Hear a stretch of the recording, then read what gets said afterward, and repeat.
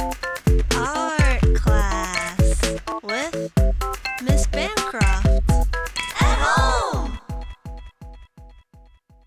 All right, we're super lucky to have an artist interview today with Vanessa. And so, Vanessa, can you introduce yourself? Hi, everyone. Yes, I'm Vanessa Viruet. I'm an artist in Chicago, and I'm an art teacher in Chicago as well. So I'm part of the Spry community family. And yeah, When did you start making art? I started making art when I was a kid. Like, I think I always liked building things, but I don't think I realized that I was an artist. I don't think I realized that that was making art or being an artist for a long time. But I've always been really interested in like kind of like creative problem solving and building stuff. But maybe like elementary and middle school I was very, very creative always. Cool. What kind of stuff did you build? Like I would use my dolls to make like science projects and things like that. Like if we did a project about like ancient Greece or something, I always tried to incorporate like an art component into it. And I really do feel like that's why I learned so much in school, was because I incorporated art into it. And because like people love touching stuff and people love experiencing stuff, and like, you know, it's way cool to see like a diagram or like a model of something rather than, you know, just a regular like a poster. You know, like posters are cool, but like objects are cooler. So I was always in like summer camp, art summer camp. Like if I had to choose a camp, I always picked art camp too. Me too. Mhm. What are currently your favorite materials to work with? I know you work with a lot of fibers, no spoilers, Mhm. but what Mhm. else? Or do you want to elaborate? Yeah. I like shiny materials, like weird shiny things. Like I have like a bunch of really shiny paper that I found that is like really reflective, and I made this big reflective mirror artwork out of it, and it's really noisy when you touch it. And it's used to like help grow plants, but in my work I use it for other stuff. And I'm really into like shiny stuff, like gold shiny stuff. Like I made some, like in back, I think you can see like right there, there's a screen print I did with like a gold foil. So I'm really into like screen printing. I don't know if you guys have covered that at all, or printmaking. A little, Um, yeah. yeah, so screen printing is really like what I'm interested in. I really love patterns. I really love different fabrics. I love, um, yeah, like soft materials, fine materials. I just bought um, some like new equipment for my home studio to like build stuff. I love sewing. But I'd say like I also just really love building things out of found objects. Like I feel like there's so much imagination that you can imagine so many different things, and just like anything can be art when you like find something that's like really important to you. Totally. That gold is amazing. That I can't believe Yeah, you invented with that. super shiny, right? Hmm.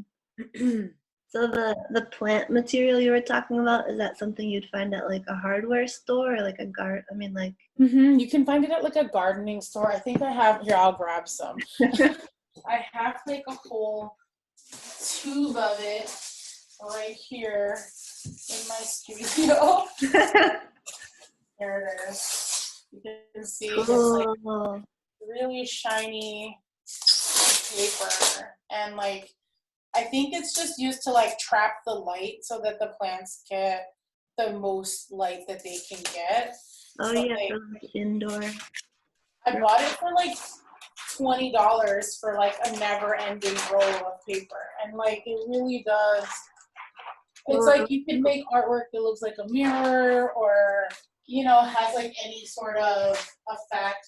And then I've also been using this like special ink on here that has like a puffy quality, so it's like a 3D ink. It almost feels like one of those like soft posters that when you color it, it has like a texture on it, one of those black posters, Cool. And you kind of discover your materials in places that artists might not normally look.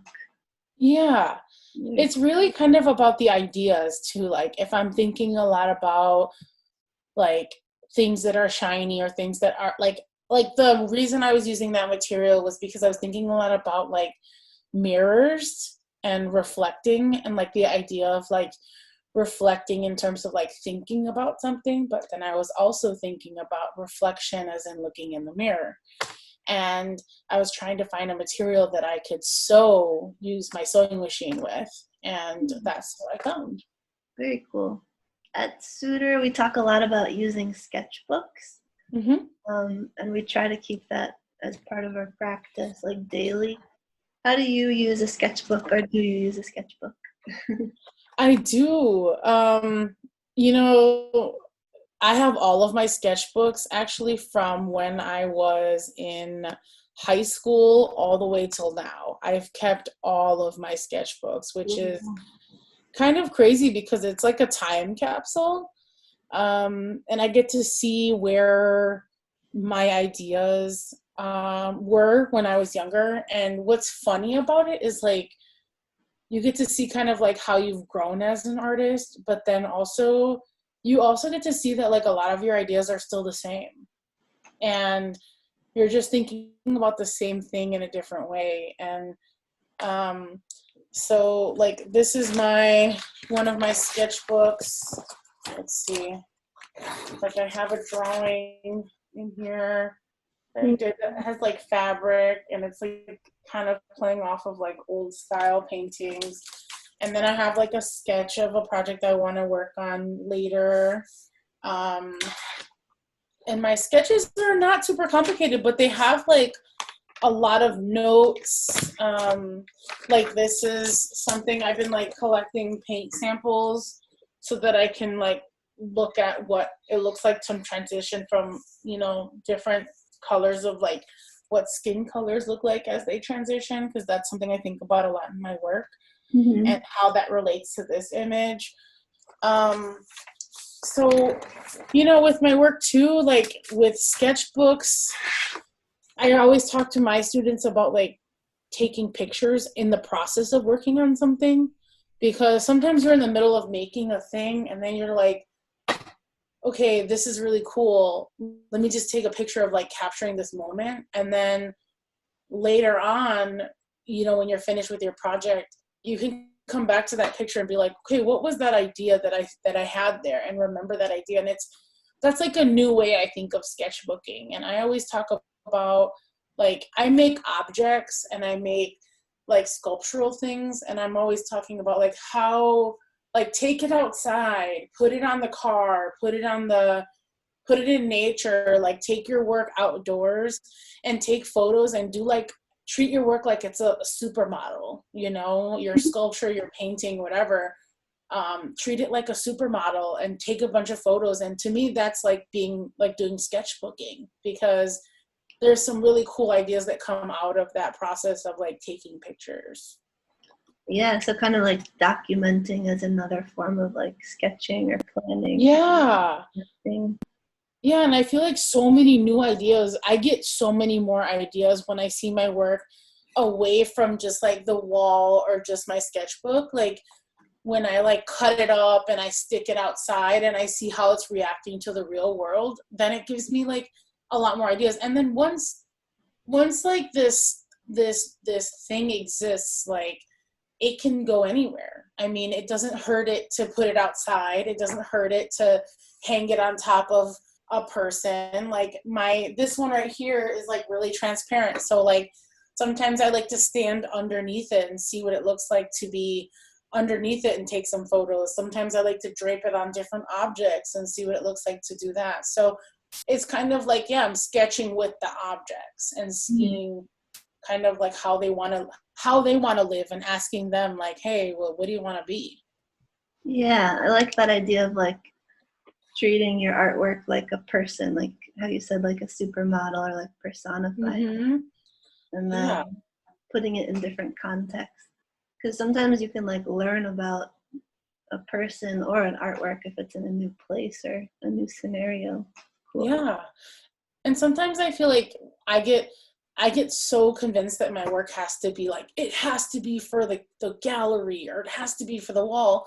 And sometimes it makes a really good photo. Like I can make something really beautiful, and it can be a beautiful thing, but it can also live as a really beautiful photo too.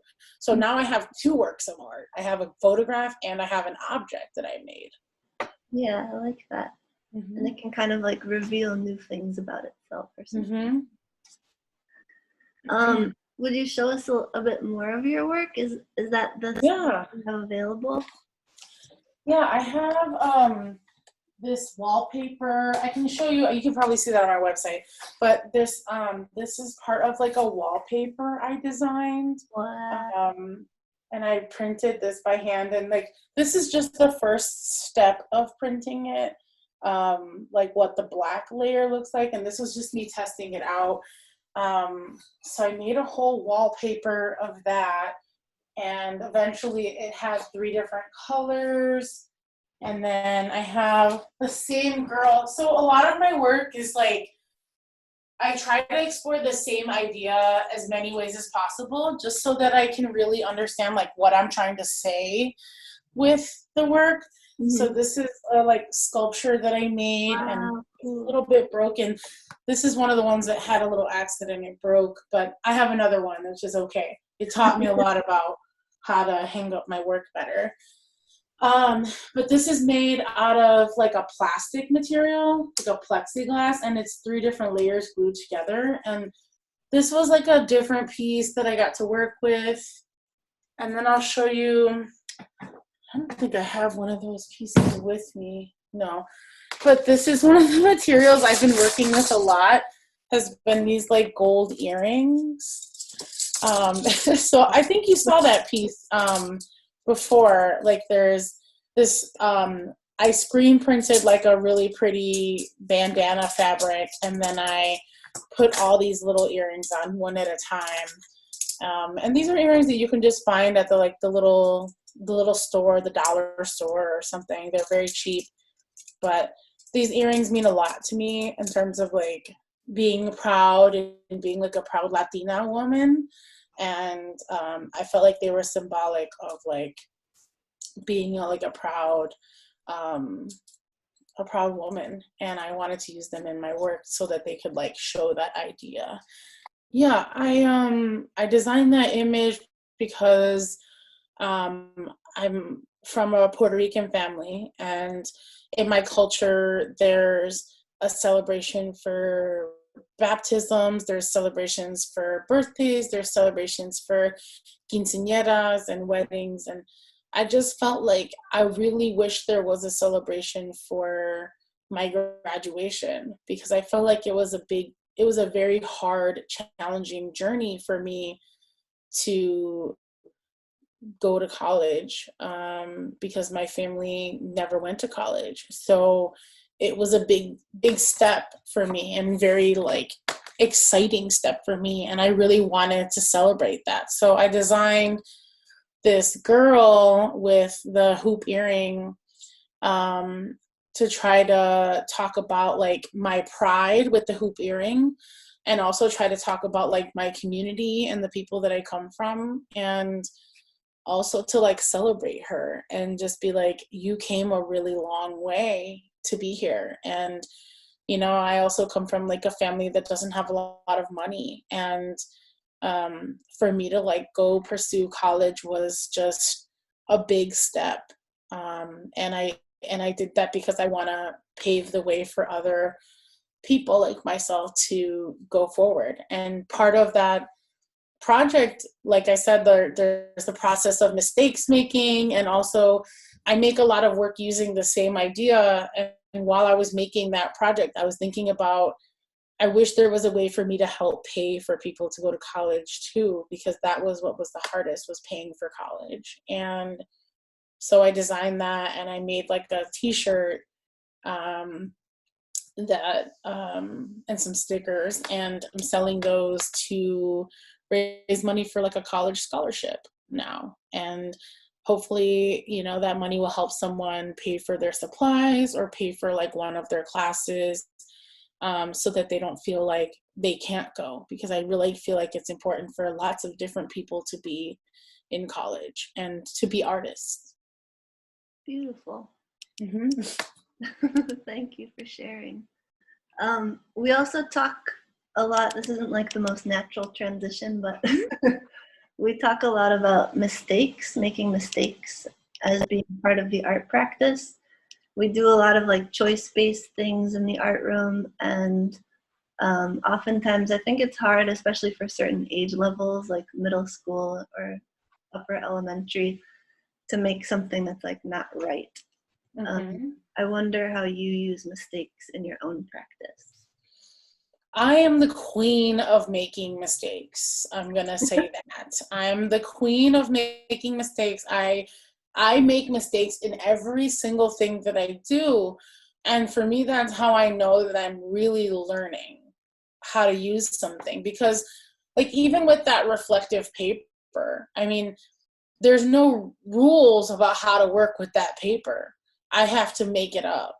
And a lot of times that means I'm learning through mistakes. Like I'm learning that the paper gets crinkly, and if I don't want that effect, then I have to learn how to not do that. So, you know, I think making mistakes, you know, I heard this woman say one time that, you know, she's an artist, so she allows herself to make mistakes. She's not a machine. And I love that. I like making work that looks good, and I like making things that are beautiful and interesting, but I'm not a machine, and I don't want anyone to look at my work and think a machine made it. I want people to know that a person made it, and that a person cared a lot about it. And, you know, with mistakes, every mistake that I've made has taught me how to do something better. It has taught me how to solve the problem. It has taught me how to approach a problem differently. Like there was this one time I was printing something with like a chemical, and it was red and green. And when I used the heat to like make the chemicals come to life, it turned to baby blue and pink.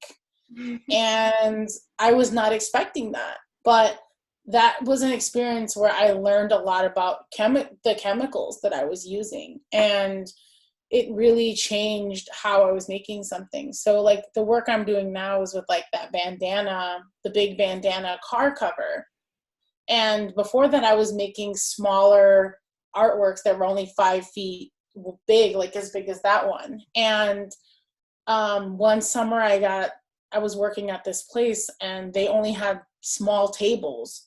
So what I had to do was move my fabric to keep working and make it 5 feet. And what that ended up teaching me was how to make something 20 feet, was because I had to suddenly I had to figure out a way to do something differently. And that showed me how to try something different. And I think mistakes are like part of listening to the work and not fighting the work. Because sometimes the work is like, I want to be a hat, or I want to be on the wall, or I want to be outside. And like sometimes the mistakes are the work fighting with you, you know. You need to be like, okay, well, what do you want to be, you know? I'm trying to follow follow what I'm doing. And I don't think I would have come up with some of the ideas I came up with if I hadn't made a lot of the mistakes that I made. Beautiful. I love that idea of like, what does it want to be? I have to listen to it. Mm-hmm. And sometimes like destroying, like sometimes nothing's too precious. Like everything can be like, sometimes I spend weeks printing something, making something, and I'm like, it's so perfect, yay. And then sometimes it's like, it's not, the work is not happy. So I have to like destroy it a little bit. And then I learn, oh, this is what it needs to be. It's better now, you know? But yeah, also so in terms of mistakes, I have this little term, and I try not to say this, so I try not to summon them, but I call them the Art Gremlins.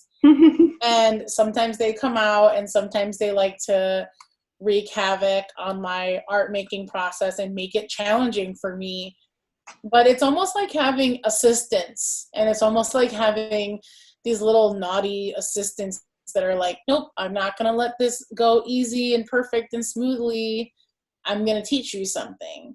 So it's almost like having other people with you making work, except that, you don't.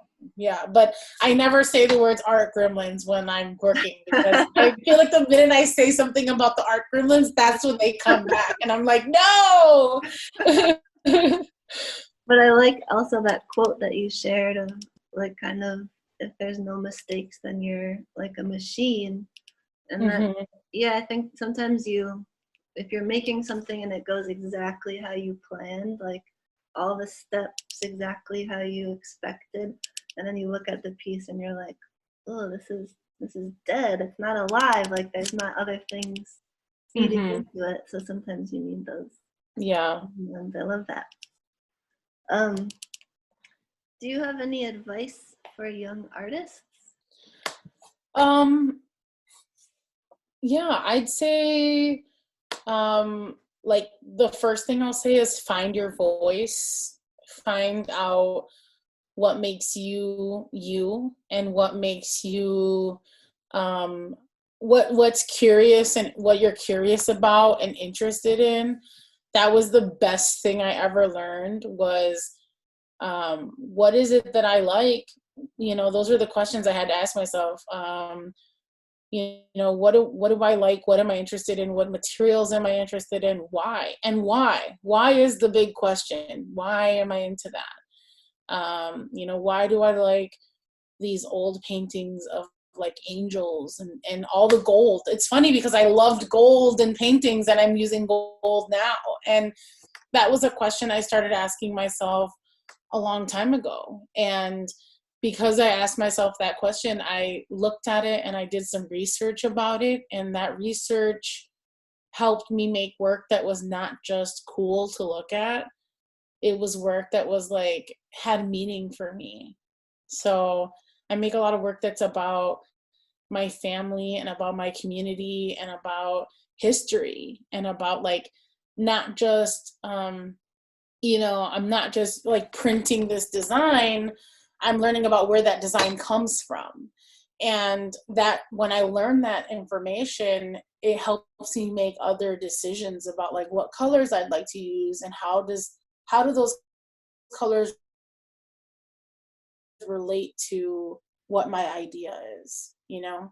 So I try to put a little bit of myself into my work, and you know what excites me, and then I also try to put in a little bit of research into my work, and like seeing like where does this come from? Like, where does this shade of blue come from? What's the history of the color blue? Or, you know, how did people use the color blue in painting?